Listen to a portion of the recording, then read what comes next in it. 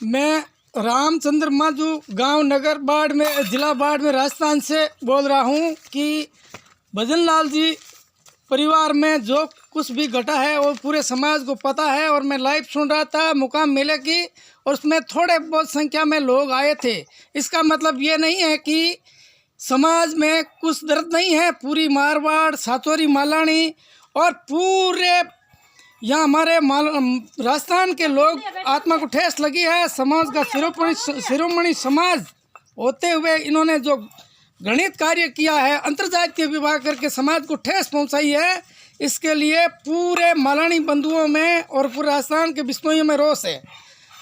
और भजनलाल जी जो शिरोमणि व्यक्ति थे समाज के, वो अपने इष्ट भगवान गुरु जम्बेश्वर भगवान को मानते थे और गुरुमुखी भी थे। और अब ये जो लोग, इनके आचरण से ये पता चलता है कि न ये गुरुमुखी है और न इनका कोई इष्ट है। जिस हिसाब से इसका व्यवहार, जिस हिसाब से इसका आचरण ये बता रहा है कि इनका खुद का ज्ञान जीरो के बराबर है। न इसका कोई इष्ट है, न इसके कोई गुरु है। इसको शिक्षा का ज्ञान है लेकिन दीक्षा का ज्ञान जीरो के बराबर है। ये लोग धर्म के विपरीत आचरण करके जो काम किया है, शायद हम सपने में ही नहीं सोच सके ये समाज ऐसा आचरण करेगा। इनको कैसा सम्मान लोगों ने दिया, यो भजनलाल जी की कृपा से अब इसका पुण्य खत्म हो चुका है। जिस हिसाब से इन लोगों ने ऐसा व्यवहार किया है। अब हमारे यहाँ मारवाड़ में कहावत है कि सोडो इष्ट और मिलो भिष्ट नो भिष्ट। ये इन लोगों ने करके दिखा दिया। इनका मैं मुकाम मेले में 2 बार भाषण सुना था कुलदीप सिंह बिश्नोई का। कुलदीप भाई जी ने जो भाषण से इसके पता चलता है ये लोग फिल्मी प्रेमी थे, धर्म प्रेमी नहीं थे, क्योंकि उपन्यास और फिल्मी की बातें करते थे। जब भी इसका भाषण शुरू होता था एक बार वो फिल्मों की स्टोरी जरूर बीच में लाते थे। तो आदमी जैसा आपके गए कि मारवाड़ी में कहा था, पेड़ ओटे हुए भाई कोटे हुए भाई ओठे आवे। तो आत्मा का और खुद का ज्ञान इनके न के बराबर है। इसके पास मेमोरी ज्ञान है, जैसे किसी टैप या मोबाइल में मेमोरी भर देते हैं, वो बोलता है वो कि इंसान थोड़ा ही है।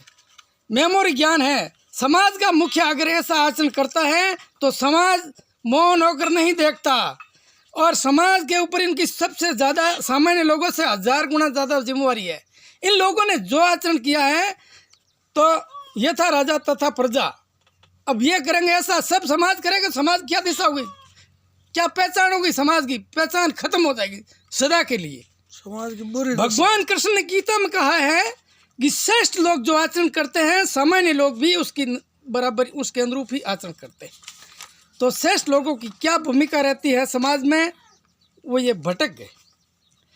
अब गीता में भगवान कहते हैं कि गीता इन्होंने पढ़ी नहीं, जम संहिता पढ़ी नहीं, विवेकानंद साहित्य कभी पढ़ा नहीं। विवेकानंद खुद ने कहा जाति धर्म को नष्ट नहीं कर सकता।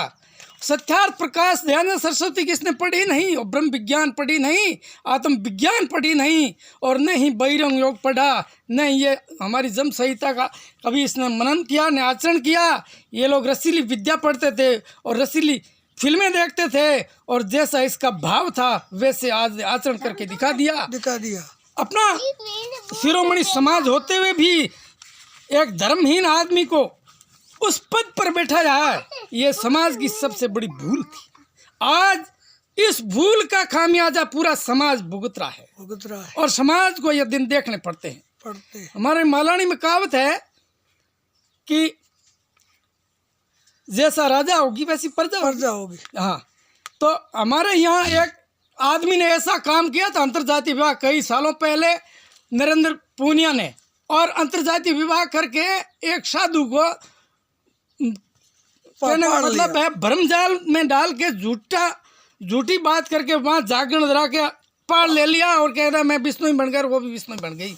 लेकिन धर्म रक्षे तू रक्षंती, धर्म ने उसके साथ तत्काल स्टेप लिया। साधु के साथ तो उसने धोखा किया, तो धर्म ने उसके साथ तत्काल स्टेप लिया और उसको अल्प समय में मौत का शिकार बना दिया। वो अंतर्जातीय विवाह बिश्नोई समाज की बात नहीं है, किसी भी समाज, हिंदू समाज में स्वीकार्य नहीं है, और कोई भी 100 साल की जिंदगी नहीं जी सकता। एक भी उदाहरण दे के बता दो कि शांति से रह रहा है, तंदूर कांड दिल्ली का सुना होगा आपने, लव मैरिज किया था, बड़े बड़े नेता थे, और हजारों उदाहरण है जो उसका क्या दिशा हुई औरतों की और उस आदमियों की जिसने अंतरजातीय विवाह किया, शांति का जीवन यापन किया। समाज में ही शादी हाँ। करनी चाहिए, अपने अपने समाज। तो ये लोग अंतरजातीय विवाह करके उस नरेंद्र पूनिया ने साधु को गुमराह किया। साधु ने ऊपर हाथ किया, भाई मेरी भूल होगी, समाज से माफी मांगता हूँ, लेकिन कुदरत ने उसके साथ थोड़े दिनों के बाद क्या किया वो सब समाज जानता है, और न कोई पनपता है न कोई पनपेगा। गीता में भगवान कृष्ण ने कहा कि अपने धर्म में जन्म है तो अपने कुल में ही मरना शेष है, पर धर्म भयानक, दूसरे का धर्म दुखदाई है। और भगवान कृष्ण ने गीता में कहा है कि धर्म के नष्ट होने से, अर्जुन ने पूछा क्या नुकसान होता है,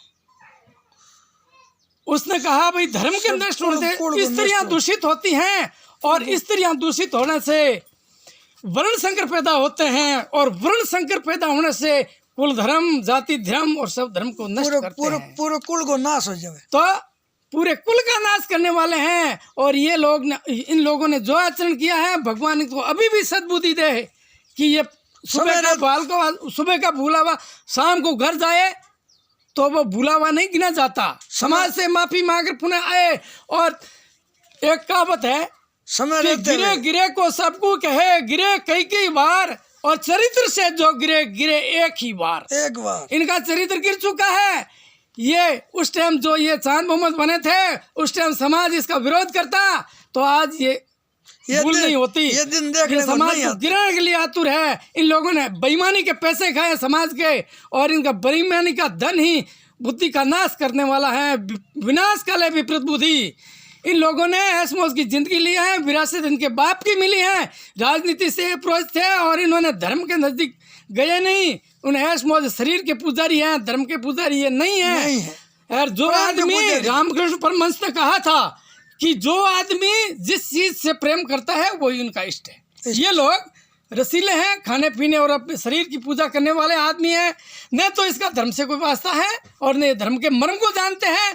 भगवान इनको सद्बुद्धि दे और समाज को सबलता दे कि ऐसे लोगों का मुंह तोड़ जवाब दे। और यहाँ मुकाम में और जामा में इनकी आने की कोई ज़रूरत नहीं है। अगर ऐसा व्यवहार ये करते हैं तो समाज के लिए सदा के लिए कट गए।